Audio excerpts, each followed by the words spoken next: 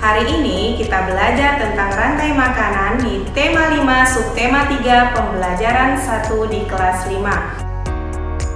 Makhluk hidup memerlukan makhluk hidup lain untuk mempertahankan hidupnya. Bentuk ketergantungan antar makhluk hidup diperlihatkan dalam rantai makanan dan jaring-jaring makanan. Dalam proses rantai makanan terdapat makhluk hidup yang berperan sebagai produsen, konsumen, dan pengurai.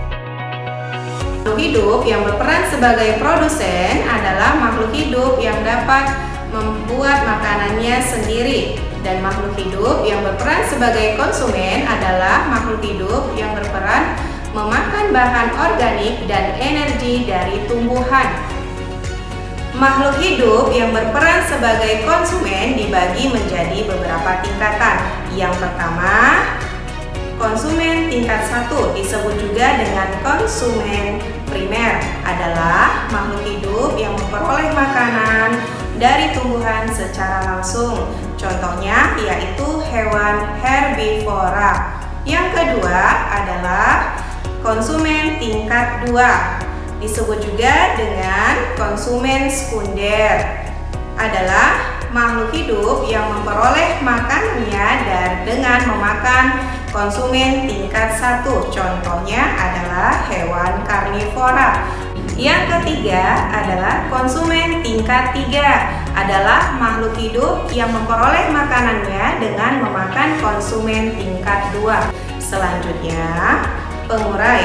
Pengurai adalah mikroorganisme yang menguraikan hasil sisa-sisa makhluk hidup yang telah mati atau membusuk. Contohnya adalah bakteri dan jamur. Contoh rantai makanan di ekosistem sawah yaitu padi. Padi berperan sebagai produsen. Padi dimakan oleh tikus. Tikus berperan sebagai konsumen tingkat 1.